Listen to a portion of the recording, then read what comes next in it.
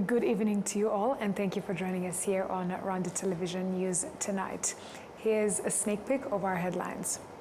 The government of Rwanda, in collaboration with the United Nations High Commissioner for Refugees, facilitated the repatriation of more than 100 refugees to the government of Burundi.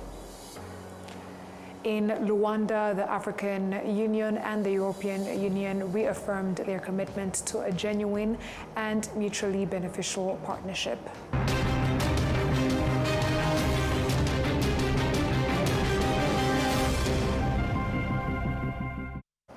We are glad you are able to join us here on Rwanda Television News tonight, and we are grateful for your company. And I bring you tonight's English News Bulletin is Martina Avera. Now, the government of Rwanda, in collaboration with the United Nations High Commissioner for Refugees, facilitated the repatriation of more than 100 refugees to the government of Burundi. Most of these individuals had spent over 10 years living in Mahama camp in Kirehe district, Eastern Province. The refugees expressed their gratitude to Rwanda for providing all the necessary documents and support during their return. Prince Manzi with the details. On Tuesday afternoon, Burundian refugees who had spent 10 years in Rwanda arrived at the Nemba border connecting the two countries. There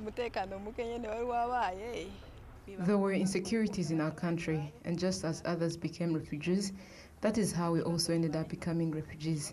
When a problem arises, it does not only affect one person, it affects many, and we do not all have the same capacity to cope with or confront such challenges. Some people decided to stay in the country, but others like us could not endure it because it was something completely new and overwhelming for us. During the 10 years they lived in the camp, they said they learned a lot in Rwanda, including various vocational skills that will help them in their daily lives back home. I learned many vocational skills, so many that I can't even count them all. I am confident that if I work together with others, we can make good use of these skills, both on what we have learned and continue developing ourselves. These Burundians commended Rwanda's governance, stating that the country daily supported them. In the 10 years that I've been living in Rwanda, I have not faced any issues. The government supported us as refugees, and now they are bidding us farewell as they should. They told us that we may register and return to our home country, assuring us that we will not encounter any problems. We are very happy to see Rwandans accompanying us and our Burundian brothers welcoming us warmly.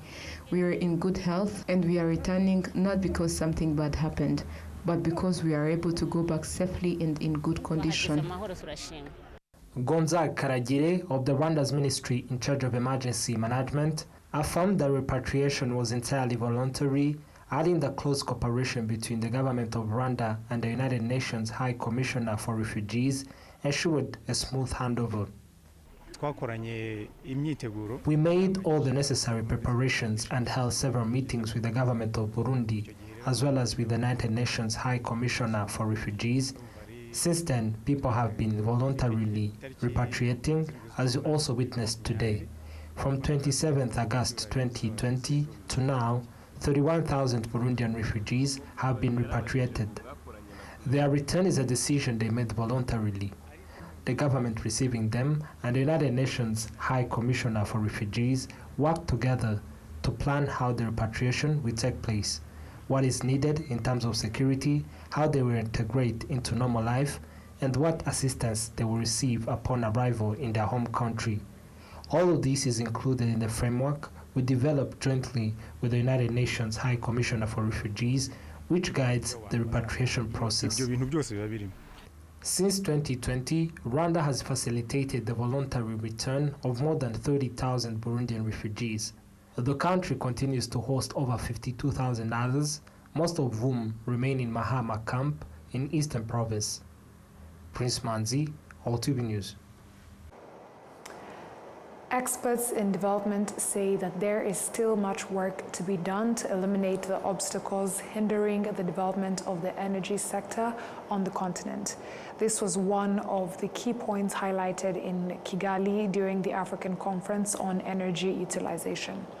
Rwanda's Minister of Infrastructure, Jimmy Gasore, stated that it is important for Africans to come together and rethink what can be done for Africa to have sufficient electricity. Minister Dr. Jimmy Gasore also spoke about major projects Rwanda is involved in, together with other countries, aimed at connecting electricity networks to expand electricity distribution across the African continent. Rwanda's energy access increased tremendously from 10% in year 2010 to current 86% from hydropower, methane, solar, and other sources. We have embraced renewable energy as a central to our national development strategy, guided by Vision 2050 and the National Strategy for Transformation, its second iteration. Our goal is clear: to provide universal access to affordable, reliable, and modern energy while supporting global efforts to combat climate change. Renewable sources account for 56% currently, mainly from hydro and solar sources. And our target is to reach 60% by 2030. Looking forward, tens of hundreds of millions more Africans could gain access to electricity by 2030. With continued investment in renewables, we remain the primary source of new generation capacity across the region. By addressing the gaps in the sector, we need to accelerate the deployment of renewable energy solutions across the continent by supporting important initiatives such as Mission 300, which aims to deliver clean energy access to 300 million Africans by 2030. Rwanda is ready to contribute both by implementing ambitious national programs and by serving as a regional hub for innovation and knowledge sharing to enhance sustainability, affordability, and reliability through catalyzing investment that transform challenges into opportunities. Innovators in energy-related technologies and providers of environmentally friendly energy solutions indicate that it is possible to increase energy supply in Africa. Among them are Solectra and EBM's companies that provide citizens with solar-powered lighting and cooking solutions to combat climate change. Some African nations emphasize the need of working together to ensure the development of the continent. Liberia's journey towards energy transformation has been an incredible one. We've embarked mostly in regional collaboration, which we find it very, very sustainable, because if you have neighbors around you that have access and you build a network, you build a grid that you can transmit from one country to another, it has become a success story. We have the CLSG network, which is Cote d'Ivoire, Liberia, Guinea, and Sierra Leone, and where we have the Transco responsible for the transmission lines. So we've been able to collaborate with WAP to transmit to other countries despite our minimum generation that we have in country. We've started to do, we embark mostly on, despite our thermal plants, we've turned to go more to hydro and renewable than solar PV. One thing we have decided to do is to harness the power of the sun. So in that way, we have ongoing solar projects in the country. And with that, we have encouraged more and more independent power producers to come into Liberia. So we finally have independent power producers trying to generate solar into the country, whereby looking outside for more IPPs to come in. I mean, well, definitely Rwanda is green. We've come here to learn from Rwanda. And if Rwanda can set up a South African power pool, definitely WAP is going to collaborate with South African power pool. Africa problem can only be solved by Africans. We need to collaborate more. Instead of us going to Europe to collaborate, we need to go to our neighbors and collaborate with our neighbors, learn from our neighbors, and collaboration is key, and also harnessing the power of the sun is also key. The Ministry of Infrastructure in Rwanda reports that 15 years ago, Rwanda only had 10% electricity access, but now it exceeds 80%, with projects underway to increase this so that all Rwandans can have access to electricity. Moving ahead, in Rwanda, the African Union and the European Union reaffirmed their commitment to a genuine and mutually beneficial partnership. However, analysts find that despite Africa's need for strategic partners, the continent still struggles with governance challenges, particularly leaders who have not fully grasped Africa's own value in achieving self-reliance and unity for the development of its people. Adam Skizera with more. The pursuit of unity, dignity, and self-reliance has long been the foundation of the Pan-Africanist movement, an aspiration to build a continent that operates on one block with a shared vision aimed at improving the lives of Africans. Yet persistent challenges such as limited understanding of that vision, political interference, and government shortcomings are among the key issues that Dr. Fred Goloba Mutebi says continue to hold back African countries. We should be spending more time trying to understand what kind of politics do we need that can help us respond to those problems that I'm describing, that I see around myself when I'm in rural areas of Africa. What kind of politics do we need? So that we stop distracting ourselves with really quite unhelpful arguments about authoritarianism and democracy, because these are destructive. They distract us. These challenges are also reflected in the business environment, where investors note that Africa's lack of internal cohesion is compounded by restrictive policies imposed by some governments, which hinders the creation of an open market for Africans and slow down the inter-African trade. This was highlighted by Nigerian businessman Aliko Dangote during the 2024 Africa CEO Forum in Kigali. No, here is a best example, but I told him that, yes, as an investor, as somebody who really wants to make Africa great, I have to now apply 35 different visas on my passport. And I told Mr. President, I said, Mr. President, I really don't have the time to go and be dropping my passports in embassies to get a visa. But you see, the most annoying thing is that, yes, if you are treating everybody the same, then I can understand. You know, I can assure you, Patrick doesn't need 35 visas.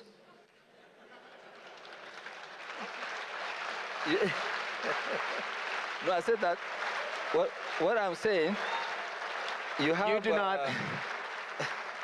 You don't need 35 visas on a French passport compared to a Nigerian passport. 35 visas on French passport. This view is further reinforced by economic expert Francois Kanimba, who believes that some leaders on the African continent have yet fully embraced the Pan-African vision. Abayobozi mu bihugu byinshi ntabwo barafunguka kugira ngo bumve iyo nzira. Some leaders have not yet opened their minds to understand this journey. Many continue to collaborate with colonial interests that still want to exploit their natural resources. As years go by, these countries keep lagging behind. These issues are also tied to the values and principles that should guide African-centered governance, as emphasized by economic and governance analyst Shaka Michael Nyarwaya. Third, identity. The Africans, they don't believe in their identity. So we need to be strong and be serious about our identity.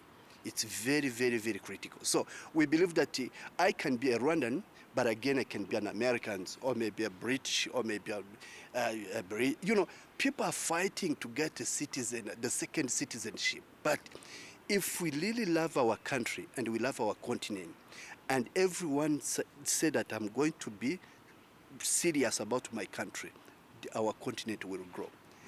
In shaping a unified direction for the continent, African leaders made a historic step in March 2018 during the 10th Extraordinary Summit of the Heads of State and Government held in Kigali, where 44 AU member states signed the African Continental Free Trade Area (AfTA) agreement. This agreement was seen as a key response to Africa's long-standing challenge of fragmentation. In the years that followed, countries such as Rwanda and Kenya removed visa requirements for Africans entering their countries, opening doors to greater investment and economic opportunities for African citizens. An African can get on a plane to Rwanda whenever they wish, and will not pay a thing to enter our country.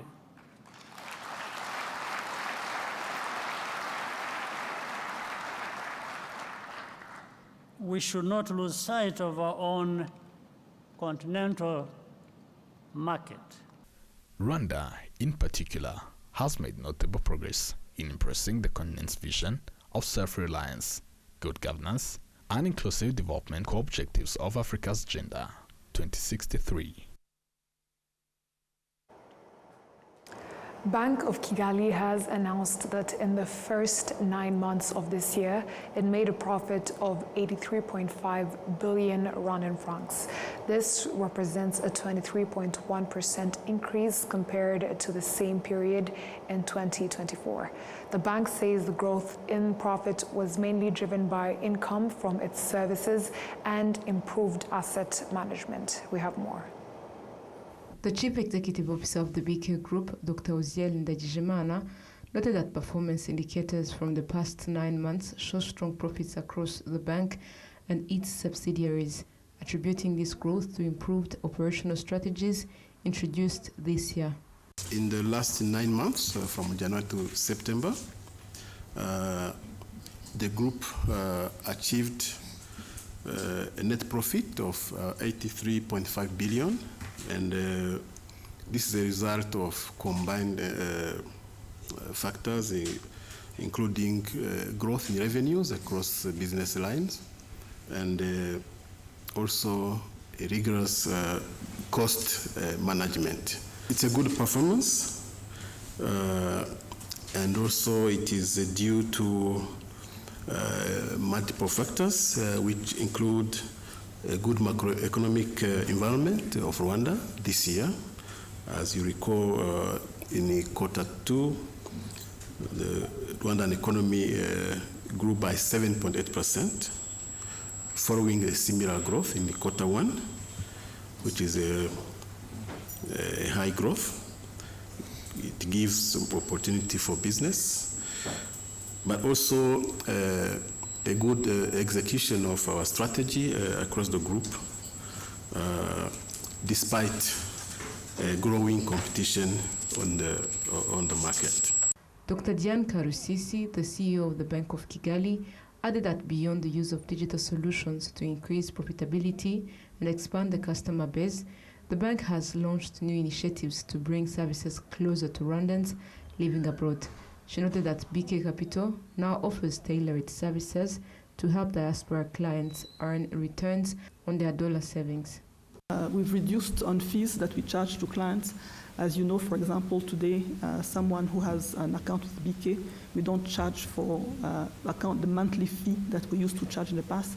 We've been reducing on these fees because we want the bank to be more accessible and more affordable.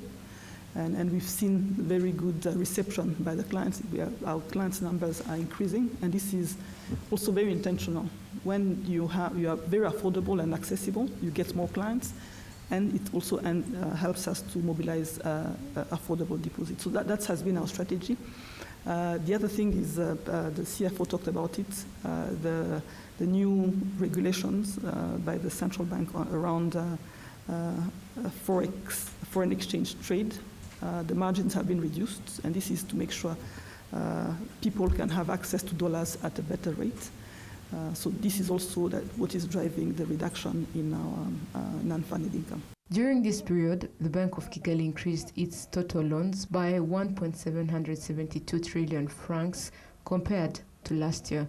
Loans to investment companies amounted to 251 billion francs, a growth of 23.7%.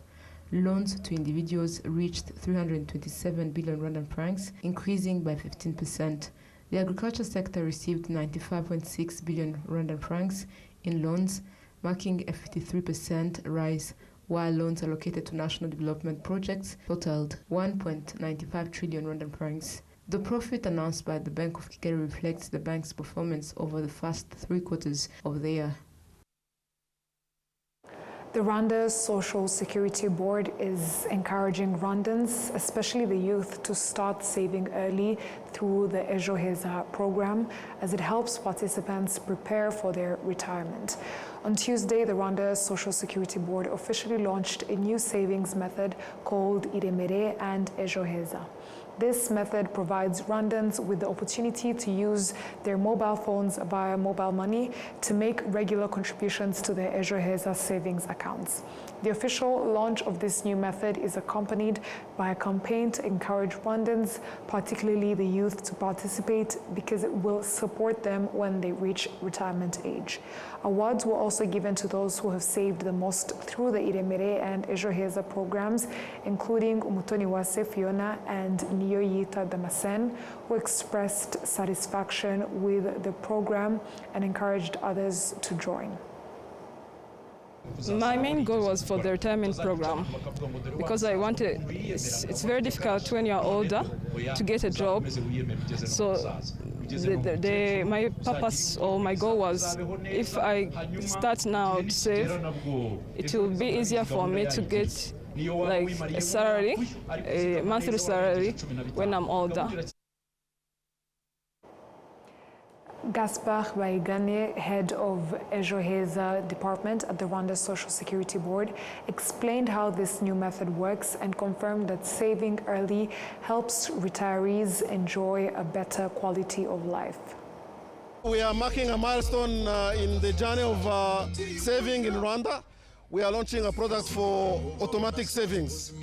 We are launching it in partnership with MTN because they are the technology partner. And today you can set up a standing order. What it means is that you can decide today that I will put money aside, let's say 500,000, 500, 1,000, 10,000 every day or every week. And then before you know, that money will compound and will generate interest. Youth in Rwanda are over 70% of the population, but in Ejo Heza, their contribution is only 26%. So we saw that one of the biggest barriers of adoption was that they do not have sufficient income, or even when they do, they keep forgetting. So what we're doing is to remove that willpower, that incentive to keep remembering to save. Now they will just, when they hear this message, they will take their phone and then they will dial that short code that we talked about, *182, *5*3, hash, and then from that on, they will start generating income. RSSB data shows that over 4 million Rwandans have registered for Ejo Heza, with savings deposits amounting to 85 billion Rwandan francs. The goal is that within the next 3 years, all participants in Ejo Heza will also be enrolled in the Iremere and Ejo Heza savings scheme. A group of 14 former Israeli soldiers visited the Kigali Genocide Memorial at Gisozi on the evening of Tuesday. The Israeli ambassador to Rwanda, Enite Weiss, who accompanied the group, pointed out that they chose to visit the Kigali Genocide Memorial because no other country could better understand the severity of what Rwanda experienced during the 1994 genocide against the Tutsi than Israel, a country with a similarly painful history of the Holocaust. Upon arrival at the Kigali Genocide Memorial, the former soldiers were first shown videos that illustrate the memorial's efforts to educate visitors about the history and horrors of the genocide against the Tutsi in Rwanda. The group laid wreaths on the graves of those who were killed in the 1994 genocide against the Tutsi, taking time to pay their respects. They also toured different sections of the memorial and were briefed on how the genocide against the Tutsi was planned and executed. Israeli ambassador Einat Weiss highlighted the connection between the two countries. Diplomatic reasons for the whole delegation, especially the memorial. First is the special connections between Israel and Rwanda, as part of two countries that not only had to defend themselves, but in reality today they have to defend themselves. But specifically, I have to say this is the first place they're coming to after landing, because the memorial is the linkage between our past, our shared destiny, and our future. Not only when they come here, they understand how similar what we had to go, the trauma, how important it is to defend the countries, and what it means to get injured for your country. I think there is no other country in the world that can really understand Rwanda, because when you go in this maze of the museum, you realized how similar the 8 steps or 9 steps that led to the genocide and the Holocaust, dehumanization. How do you treat people as nothing? What it means to take a segment of population and decide one day that they're inferior to other segment of the population. How it works. And I think the importance of Rwanda and Israel is for the entire world, because what happened here and what happened to the Jew can happen today. And if you want to know what nothing has changed, you see the rise in anti-Semitism, you see a rise in anti-Tutsi sentiment. These things do not belong to the past. They're part of our reality. And our job here as Israel, your job as Rwanda in Israel, is to remind the international community this is not the story only of Rwanda, of Israel.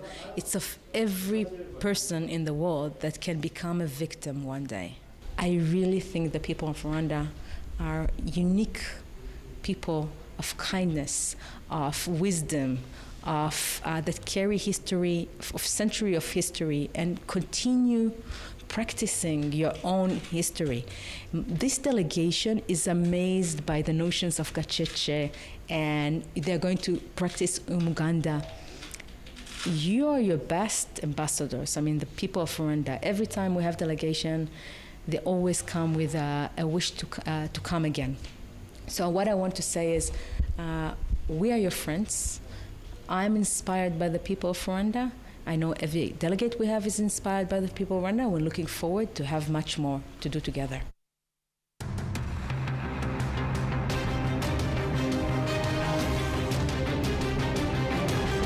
Concludes our English news bulletin. Let's have a recap of our headlines.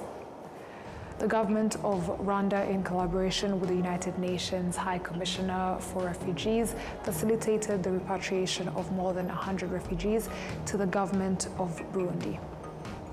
In Rwanda, the African Union and the European Union reaffirmed their commitment to a genuine and mutually beneficial partnership.